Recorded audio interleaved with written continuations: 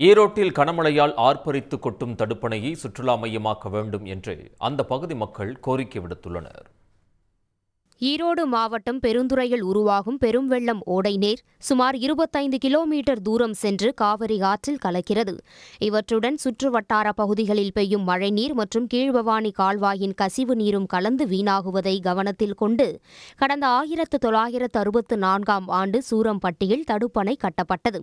இதன் மூலம் தற்போது வரை சுமார் 2500 ஏக்கர் நிலங்கள் பாசன வசதி பெற்று வருகின்றன. கடந்த சில நாட்களுக்கு முன்பு இந்த தடுப்பணையில் இருந்த ஆகாய தாமரைகள் அகற்றப்பட்டதால் தற்போது ஈரோடு மற்றும் சுற்றுவட்டார பகுதிகளில் விட்டுவிட்டு பெய்யும் மழையால் தடுப்பணை நிரம்பி தண்ணீர் ஆர்ப்பரித்து கொட்டுகிறது.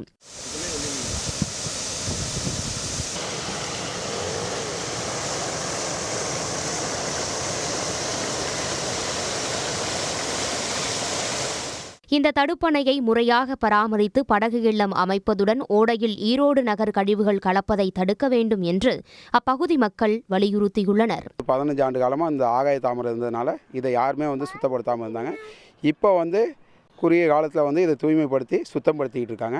இதை மீண்டும் செயல்பாட்டுக்கு வரணும் அப்படின்னா இந்த ஏரியாவில் ஒரு பூங்காவோ இல்லை போட் ஹவுஸோ, இப்போ நம்ம ஏற்காடு மாதிரி ஒரு போட் ஹவுஸோ பூங்காவோ ஏதோ ஒன்று கவர்மெண்ட் பார்த்து இதை பரிசீலனை பண்ணி இதை செயல்படுத்தினா இந்த பூங்கா இந்த ஏரியா சுற்றுப்பகுதிக்கு இது ஒரு சுற்றுலா தலமாகவும் மாறும். இப்போ இந்த 3 நாளாக மழை பெய்யறதுல எல்லாம் சுத்தம் பண்ணிகிட்டு இருக்கனால கொஞ்சம் நல்லா விவசாய இதுக்கு தண்ணி நல்லா சீராக பரவிட்டு இருக்கிறனால கொஞ்சம் எல்லாம் தண்ணி எல்லாம் சுத்தமாக போயிட்டுருக்குது. இதையே இன்னும் கொஞ்சம் பராமரிப்பு பண்ணி போட் ஹவுஸாக மாற்றினாங்கன்னா இந்த பகுதியில் இருக்கவங்க வெளியூர்லேருந்து வர்றவங்க எல்லாருமே இன்னும் கொஞ்சம் சிறப்பாக இங்கே செயல்படலாம்.